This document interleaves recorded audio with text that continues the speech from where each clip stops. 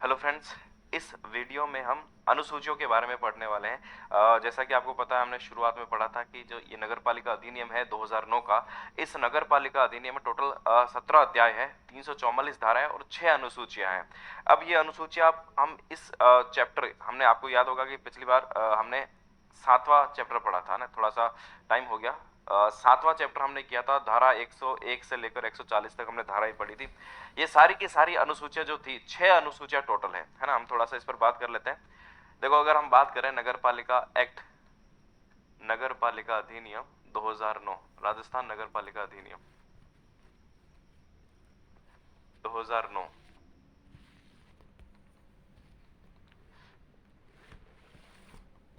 राजस्थान नगर पालिका अधिनियम 2009।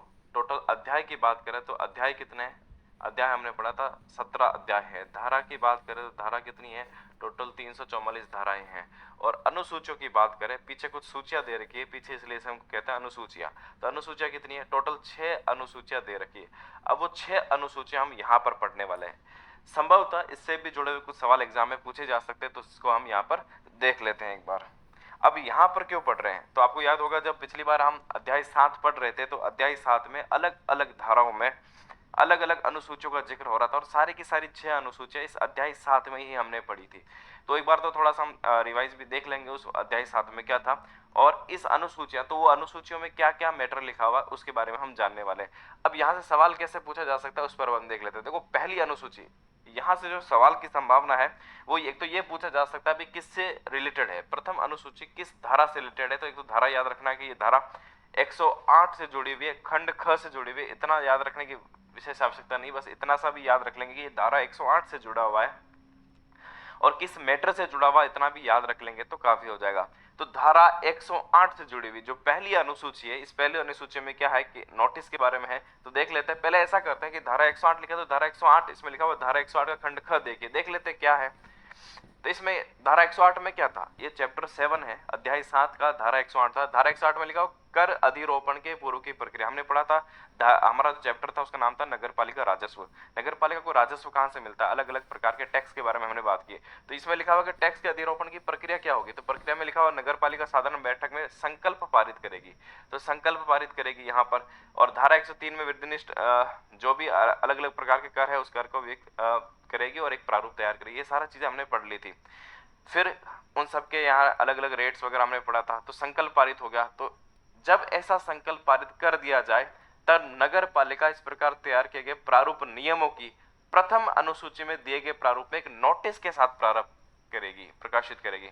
इसका मतलब प्रथम अनुसूची में एक नोटिस के रूप में एक अनुसूची दी हुई है। क्लियर है? तो धारा 108 के अनुसार जब कर अधिरोपण की प्रक्रिया का एक संकल्प पारित हो जाता है तो प्रथम अनुसूची में के जो नोटिस दिया है उस प्रथम अनुसूची के प्रारूप में एक नोटिस प्रकाशित करती है नगर पालिका। तो वो जो प्रथम अनुसूची का जो नोटिस है वो यहाँ पर दे रखा है। क्या लिखा हुआ है? बस ये रहा आपके सामने। प्रथम अनुसूची में क्या है? नगर पालिका डैश डैश का मतलब यहाँ पर नगर पालिका का नाम है। कोई भी नगर पालिका हो, नगर पालिका का मतलब तीनों ही प्रकार के, चाहे वो नगर निगम है, नगर पालिका है, नगर परिषद है। जैसे आप कह सकते हैं अजमेर नगर निगम या फिर पुष्कर नगर पालिका।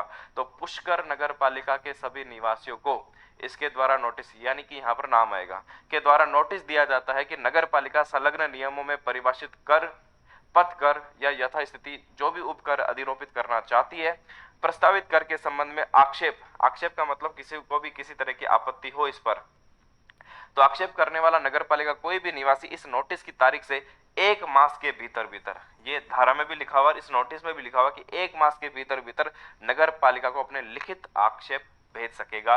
इस प्रकार का एक नोटिस जारी करता है। तो प्रथम अनुसूची में क्या है? धारा 108 में जो कर अधिरोपण की प्रक्रिया लिखी हुई उस प्रक्रिया का हिस्सा है, जिसमें वो एक नोटिस जारी करके नागरिकों को कहती है कि आप 1 महीने के भीतर भीतर यदि आपको कोई आपत्ति हो तो इस कर के लिए आप अपनी आपत्ति जता सकते हैं। तो क्लियर हो गया, ये है प्रथम अनुसूची। अब हम बात करते हैं दूसरी अनुसूची और तीसरी अनुसूची के बारे में। दूसरी अनुसूची में ये लिख रहा है कि धारा 117, आप देखिए क्या है उसके बारे में। देखो, एक तो समझ में आए, जब अंतरण लिखित द्वारा किया गया हो तो समझ में आ जाएगा ये अंतरण की बात करता है, ट्रांसफर की बात करता है। जब कोई अपनी जमीन, अपना हक किसी दूसरे में ट्रांसफर करता है, वो लिखित द्वारा भी हो सकता है और लिखित के अलावा, लिखित का मतलब एक तरह से विल है, विल है ना, इंस्ट्रूमेंट ऑफ एक्सेशन जिसको कह सकते हैं, इंस्ट्रूमेंट कह सकते हैं। लिखित का मतलब है आप अपनी कोई विल थी और दूसरे के नाम कर दी उसको, ठीक है। लिखित के द्वारा भी या किसी और अन्य तरीके से के भी द्वारा भी, नॉर्मली लिखित जब अपने लोगों को ही किया जाता है सामान्यतः तब वहां पर होता है। तो लिखित द्वारा होता है तब दूसरी अनुसूची, और लिखित के अलावा अन्य द्वारा होता है तब तीसरी अनुसूची होता है। बाकी दोनों का प्रारूप सेम है। ये कह रहा है धारा 117 देखिए, तो पहले तो ये याद रखना कि धारा 117 से संबंधित है। दूसरी अनुसूची और तीसरी अनुसूची दोनों धारा 117 से संबंधित है। देख लेते धारा 117 में है क्या। ये दूसरी अनुसूची का पूरा प्रारूप यहाँ पर खत्म हो रहा है। हम बात करते हैं धारा 117 की। पहले मैंने 116 लिखा क्योंकि 116 और 117 दोनों जुड़ी हुई है। ये क्या लिखा है, भवन या भूमि पर कर के संदाय के लिए मूलतः दायी व्यक्ति द्वारा हक के समस्त अंतरण, जो मूलतः दायी व्यक्ति है वो अपने सारे हक का समस्त अंतरण कर रहा है, उसकी सूचना देना, नगर पालिका को सूचना देना। सूचना कौन देना, जो जिसके जा रहा है या फिर जो कर रहा है, जिसके हक का अंतरण हुआ है तथा जिसे अंतरित किया जा रहा है, अथवा मूलतः दायी व्यक्ति की मृत्यु की स्थिति में जिस वारिस को हक का अंतरण हो रहा है वह व्यक्ति लिखित में सूचना देगा। अब सूचना का प्रारूप क्या होगा, ये दूसरी अनुसूची में या फिर तीसरी अनुसूची में है। तो ये 117 में लिखा हुआ सूचना का प्रारूप क्या होगा, फॉर्म ऑफ द नोटिस। तो उपरोक्त दी जाने वाली सूचना इस अधिनियम की या तो दूसरी अनुसूची या यथास्थिति तृतीय अनुसूची। दूसरी, अगर लिखित के द्वारा अंतरण हो रहा है, ठीक है, जैसे मैंने लिखा अंतरण के लिखित, instrument of transfer, instrument English में वर्ड, लिखित के लिए इंग्लिश वर्ड है, इंस्ट्रूमेंट एक तरह से बिल की तरह कह सकते हैं। अगर लिखित के माध्यम से ट्रांसफर हो रहा है तब दूसरी अनुसूची का फॉर्मेट आएगा, दूसरी अनुसूची आएगा। और अगर लिखित के अलावा किसी अन्य तरीके से हो रहा है तो तीसरी अनुसूची आ जाएगा। अब हम बात कर लेते हैं यहाँ पर दूसरी अनुसूची के बारे में। क्या लिखा हुआ, जब अंतरण लिखित द्वारा किया जाता है अंतरण के संबंध में दिए जाने वाले नोटिस का प्रारूप क्या होगा, ठीक है। तो ये याद रखना है कि अंतरण जब होता है तब, ट्रांसफर जब होता है ना, मालिकाना हक जब चेंज हो रहा है, भूमि का या भवन का ट्रांसफर हो रहा है, चाहे वो वारिस को हो चाहे किसी बेचकर किया जा रहा हो, तब ये नोटिस जब नगर पालिका को सूचना दी जाती है तो उसके लिए ये अनुसूची काम आती है। प्रेषिति, प्रेषिति का मतलब किसको भेजा जा रहा है, एक तो होता है प्रेषक भेजने वाला, और एक प्रेषिति जिसको भेजा जा रहा है। तो किसके नाम पर भेजा जाएगा, अध्यक्ष को या मुख्य नगर पालिका अधिकारी को। यहाँ पर नाम आएगा भी कौन सी नगर पालिका, जैसे हमने पुष्कर नगर पालिका ली या एक्स कोई भी नगर पालिका, तो यहाँ पर उस नगर पालिका नाम आ जाएगा। मैं क यानी उस व्यक्ति का नाम। राजस्थान नगर पालिका अधिनियम 2009 की धारा 116 द्वारा यथा अपेक्षित इसके द्वारा संपत्ति के निम्नलिखित अंतरण का नोटिस देता हूं, ठीक है। क्या है संपत्ति का, देखो यहाँ पर नोटिस की तारीख लिखी जाएगी, लिखित जो आपका बना हो उसकी तारीख क्या है, विक्रेता यानी जो बेचने वाला या उसका नाम, क्रेता या उसका नाम, समनुदेशित का नाम, प्रतिफल की रकम, कितना रकम दी जा रही है, इसमें क्या क्या समाविष्ट है, अवस्थिति क्या है, संपत्ति की संख्या और उसके नाम, भूमि की लंबाई चौड़ाई आ जाएगी, सीमा आ जाएगी। यदि लिखित रजिस्ट्रीकृत की गई है तो रजिस्ट्रीकरण की तारीख और अभियुक्तियां, इसमें जो भी अन्य चीज है वो इसमें आ जाएगी। इसी तरह अगर मैं तीसरी अनुसूची की बात करूं तो वही की बात है, जब अंतरण लिखित के अलावा किसी और तरीके से किया गया है तब तीसरी अनुसूची आता है। वो की वही बात है, बस यहाँ पर इस फॉर्मेटिंग में थोड़ा सा चेंज हो जाता है क्योंकि लिखित के बारे में यहाँ पर नहीं आएगा।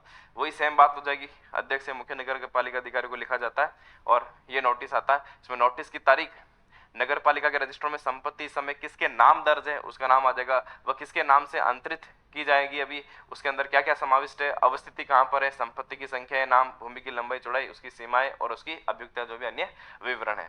तो ये हो जाता है तीसरी अनुसूची, यानी जो व्यक्ति सूचना दे रहा है, जिसको अंतरित हो रहा है, वो जो सूचना देगा वो सूचना का प्रारूप है।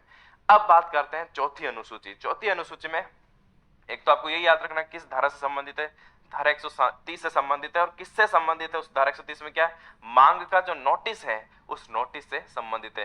ये कह रहा है धारा 130, देखिए तो हम देख लेते हैं क्या है धारा 130 में। तो धारा 130 में यहाँ पर आ गए। अब 130 को समझने के लिए पहले हम 128 और 129 को भी समझ लेते हैं। मांग का नोटिस है, नोटिस किसके संबंध में, एक तो पहले लिखा है कि कर का बिल प्रस्तुत, जो आपको टैक्स चुकाना है उसका बिल बन गया, ठीक है, जो भी आपका ये रकम वसूलना उसका बिल बन गया। बिल में क्या क्या विषय वस्तु है वो 29 में था। और 30 में क्या लिखा हुआ, यदि बिल प्राप्त होने के 15, जिस व्यक्ति को टैक्स देना है उनके बारे में है, तो उसका बिल बन गया। बिल प्राप्त होने के 15 दिवस के भीतर यदि कोई व्यक्ति नगर पालिका कार्यालय इस निमित्त प्राधिकृत व्यक्ति को संदाय नहीं करता है तो नगर पालिका चौथी अनुसूची के प्रारूप में, चौथी अनुसूची में जो फॉर्मेट दिया हुआ है उस, या वैसे ही आ सकेगा कि मांग का नोटिस जारी करेगी। तो जो मांग का नोटिस है, बिल के मांग का नोटिस का, वो चौथी अनुसूची में दे रखा है। कैसा दे रखा है, प्रेषिति, कौन भेज रहा है, ठीक है, किसको यहाँ पर किसको भेजा जा रहा है, प्रेषक भेजने वाला, कौन किसको भेजा जा रहा है। तो कख यानी जो भी जिस भी व्यक्ति से वो वसूल करना है, उसको भेजा जा रहा है, वो कहाँ का निवासी यहाँ पर लिख देंगे। आपको नोटिस दिया जाता है कि जो भी नगर पालिका है ना, मान लो कि एक्स नगर पालिका है तो इस नाम नगर पालिका को नाम दीजिए एक्स नगर पालिका। हमारी ये नगर पालिका इस दिनांक को प्रारंभ होने वाली और इस दिनांक को समाप्त होने वाली इतनी कालावधि के लिए आपके या फिर इसके कारण यहाँ पर या संपत्ति या अन्य विषय के संबंध में कर उद्ग्रहण है का विवरण देना है, से शोध्य राशि जो रुपए में लिखना है, नियम जो है वो नियम का संख्या लिखना है के अधीन उद्ग्रहण है कि, और अब व्यक्ति का नाम आ जाएगा, इसमें मांग करती है और यदि इस नोटिस की तामील से 15 दिवस के भीतर उक्त नगर राष्ट्रीय नगर पालिका कार्यालय उस नगर पालिका का नाम लिख देना है में संदत न कर दी जाए तो नगर पालिका के समाधान प्रद रूप में असंदाय के लिए प्राप्त कारण भी नहीं बताया जाए तो खर्च सहित उसकी वसूली के लिए संपत्ति की कुर्की का वारंट जारी किया जाएगा। तो एक तरह से मांग का नोटिस जारी किया जा रहा है और इस नोटिस में यह लिखा जा रहा है कि आपके लिए आप उनका नाम वगैरह सारी चीजें देकर कि आपका पैसे बाकी है, 15 दिवस के भीतर इसको जमा कराइए, अगर आप नहीं कराते हैं तो आपके खिलाफ कुर्की का वारंट जारी किया जा सकता है। तो वारंट के नोटिस से भी पहले एक नोटिस मांग के नोटिस जारी किया जा रहा है। तारीख जो भी तारीख होगी और 2000 जो भी लिख सकते हैं, हस्ताक्षर नगर पालिका के आदेश से। तो ये मांग के नोटिस से संबंधित ये हमारी एक अनुसूची, चौथी अनुसूची में लिखा हुआ। अब आ जाते हैं पांचवी अनुसूची के बारे में। पांचवी अनुसूची में अभी था कि बिल की मांग का नोटिस जारी किया, अब पांचवी अनुसूची में वारंट के लिए ही नोटिस जारी होगा। तो वारंट का प्रारूप है पांचवी अनुसूची में, ये कहां पर है, वो धारा 130 में था, 131 में है। ठीक है, तो यहां पर पहले तो हम ऐसा करते हैं कि धारा 131 देख लेते हैं। हमने कहा 15 दिवस के भीतर भीतर यदि, तो किन मामलों में वारंट किया जा सकता है ये लिखा हुआ है। 15 दिवस के भीतर भीतर नोटिस में मांगी गई राशि का पेमेंट नहीं करे, न ही कोई कारण बताया गया है ना, और न ही उसने कोई अपील की है, तो उसके लिए कुर्की और विक्रय द्वारा कुर्की की जा सकती है। और जो कुर्की की जाएगी, कुर्की के लिए जो वारंट जारी किया जाएगा वो पांचवी अनुसूची के प्रारूप में जारी किया जाएगा। तो यहाँ पर पांचवी अनुसूची का देख लेते हैं। यहाँ उस अधिकारी का नाम लिखा जाएगा, वारंट का प्रारूप यहाँ पर शुरुआत हो रही है। तो सबसे पहले उस अधिकारी का नाम जिस पर वारंट के निष्पादन का प्रभार है, यानी किसको उस वारंट का अनुपालन करना है, ये हमने पढ़ा था 131 में, जिसके उस व्यक्ति को, जैसे कोई भी अधीनस्थ व्यक्ति को दे दिया जाएगा मुख्य नगर पालिका अधिकारी भी आपको ये कुर्क करना है, तो उसके नाम से ये, जिसको कुर्की करनी है उसके नाम से ये जारी जाएगा। ये था यानी वेयर एज, जब उसका नाम आएगा व्यक्ति का, क यानी व्यक्ति का नाम है, एक्स वाई जो भी है, निवासी कहाँ का है, ने को प्रारंभ होने वाली, यानी तारीख आएगा, इस तारीख को प्रारंभ होने वाली और इस तारीख को या फिर इस सन को समाप्त होने वाली कालावधि के लिए पार्श्व में उल्लेखित और नियम संख्या के लिए के अधीन उद्ग्रहणीय कौन सा कर है, कर के लिए देय कितने रकम है का संदाय नहीं किया है, और असंदाय के लिए कोई संतोषप्रद कारण भी यहाँ पर नहीं बताया। यत उसकी मांग का नोटिस है ना, जबकि यथ का मतलब एक हम लिख सकते हैं जबकि, इसको अब क्योंकि उसमें नोटिस में यही लिखा हुआ इसलिए हम, जबकि उसकी मांग का नोटिस उस पर तामील होने के पश्चात 15 दिवस भी बीत गए हैं, अतः आपको समादिष्ट किया जाता है कि आप राजस्थान नगर पालिका अधिनियम 2009 की धारा 131 वारंट जारी करने वाला 132 और 133 के उपबंधों के अध्ययन आपको यहाँ पर आपको समादिष्ट किया जाता है। ये आप कौन है, यहाँ पर आप अब वो अधिकारी है जो कुर्की करेगा। ठीक है, तो अध्ययन 132 और 133 में लिखा हुआ कि आपको किस तरह से लेना है। अभी मैंने यहाँ पर जो अपने बात की है वो 132 और 133 भी हमने लिखा है। वारंट का निष्पादन करने के लिए वो बलपूर्वक प्रवेश कर सकता है, वारंट को निष्पादित करने का तरीका क्या होगा, ये दोनों लिखा हुआ है। तो आपको यहाँ पर 132 और 133 के उपबंधों के अध्ययन इतनी रकम जो उससे शोध्य है कि पूर्ति के लिए उक्त क उस व्यक्ति की संपत्ति निम्न अनुसार कुर्क कर ले। कैसे, उक्त कर के मध्य कितने रुपए हैं, कर के लिए कितने रुपए पैसे हैं, और नोटिस की तामील के लिए जो भी खर्चा आ रहा है वो कितने रुपए हैं, और आपके द्वारा इसके अधीन कुर्क की गई संपत्ति की सभी विशिष्टियां वारंट सहित मेरे पास, जो अधिकारी जिस अधिकारी को वारंट जारी कर रहा है वो कह रहा है मेरे पास तुरंत प्रमाणित रूप में प्रेषित करे, तारीख लिख दिया, हस्ताक्षरित और नगर मुख्य पालिका अधिकारी। अब क्योंकि मुख्य नगर पालिका अधिकारी है अपने अधीनस्थ को जारी करता है, तो अधीनस्थ को जारी किया हुआ है मुख्य नगर पालिका अधिकारी के द्वारा। ठीक है, तो ये मुख्य नगर पालिका द्वारा अपने अधीनस्थ को जारी किया जाता है एक वारंट के तौर पर कि भाई आप उस व्यक्ति का कुर्की कर लीजिए जिसने अभी तक टैक्स जमा नहीं कराया है, उसके लिए ये पांचवी अनुसूची आती है। क्लियर। अब छठी अनुसूची क्या है, लास्ट छठी अनुसूची, जो भी संपत्ति कुर्क की जाएगी उसकी सारी की सारी प्रविष्टियां यहाँ पर आती है, कौन कौन सी संपत्ति कुर्क की गई है। तो छठी अनुसूची धारा 133 से जुड़ी हुई है, तो यहाँ पर आप देख लेना 131 और यहाँ पर 133 क्या है, उन सभी की एक तालिका बनेगी, टेबल बनेगी जो भी संपत्ति कुर्क की गई है और नोटिस का प्रारूप। तो एक बार देख लेते हैं यहाँ पर 133 में क्या है। तो ये धारा वारंट को निष्पादित करने की रीति है, और इसमें यहाँ पर लिखा हुआ है अधिकारी कुर्क संपत्ति की सूची बनाएगा और ऐसी संपत्ति हटाने से पहले कब्जाधारी व्यक्ति को छठी अनुसूची के प्रारूप में लिखित में नोटिस देगा, और यही नोटिस हमारी छठी अनुसूची है कि भाई आपका ये सामान सारा कुर्क कर लिया गया है, अब हम इसको सेल करने वाले हैं, विक्रय करने वाले हैं, तो इसके पहले आपको एक नोटिस दिया जा रहा है। उस नोटिस में ही वो छठी अनुसूची का प्रारूप यही दे रखा है। प्रेषित ही किसको भेजा जा रहा है? जो उस व्यक्ति का नाम है, कहाँ का निवासी, को नोटिस दिया जाता है कि मैंने आज इस तारीख को प्रारंभ होने वाली और इस तारीख को समाप्त होने वाली कालावधि के लिए पार्श्व में वर्णित इतने रुपए कर के लिए सौदे इतने मूल्य के साथ में मांग में नोटिस की तामील के लिए दे रुपए के लिए, और जो तालिका में दिया है, इसके नीचे जो तालिका दी है, इतनी संपत्ति कुर्क कर ली है। ठीक है, यदि इस नोटिस की तामील की तारीख से 5 दिवस के भीतर, यहां पर ये डेट भी आप थोड़ा याद रख लेना, वैसे तो हमने पढ़ लिया था उसमें, 5 दिवस के भीतर आप वसूली खर्चे सहित, जो वसूली का खर्चा हुआ उस खर्चे सहित उक्त रकम नगर पालिका कार्यालय नगर पालिका के नाम में संदत पेमेंट नहीं करते हैं तो आपकी उक्त संपत्ति बेच दी जाएगी। एक प्रकार का अंतिम नोटिस जारी किया जा रहा है। वारंट का निष्पादन करने वाले अधिकारी का हस्ताक्षर यहाँ पर हो जाएगा, ये तारीख लिख दी जाएगी, और नीचे एक तालिका आएगी जिसमें यहाँ कुर्क गई सारी की सारी संपत्तियों का, विशिष्टों का यहाँ पर विवरण हो जाता है।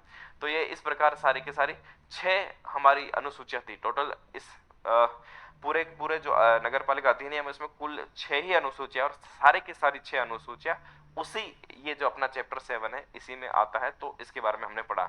मेनली याद क्या क्या रखना है? याद अपने को यही रखना है कि छठी अनुसूची किस धारा में आ रही है और किससे संबंधित है। तो एक बार आप जब सारी वापस लिखेंगे तो सारी की सारी अच्छे से आपको याद हो जाएगी। चलो ऐसा करते हैं, एक बार सारी की सारी अनुसूचियां वापस रिपीट कर लेते हैं ताकि याद भी हो जाएगा। देखो, प्रथम अनुसूची एक तो धारा 108 से संबंधित थी। क्या थी? कर उद्ग्रहण तथा आपत्ति हेतु नोटिस, है ना, नगर पालिका जारी करेगी हम ये कर उद्ग्रहण कर रहे हैं और आपको कोई आपत्ति हो तो उसके लिए एक नोटिस जारी करेगा, धारा 108।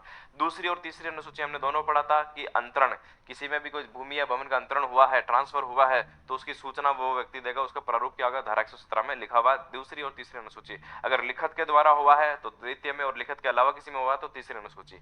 चौथी अनुसूची में धारा 130 से संबंधित था, और धारा 130 में जो भी टैक्स बकाया है उसका मांग का नोटिस जारी करेगा, भाई आपका इतना टैक्स बकाया उसको आप भरिए, ठीक है, नहीं तो आपके खिलाफ वारंट जारी किया जा सकता है।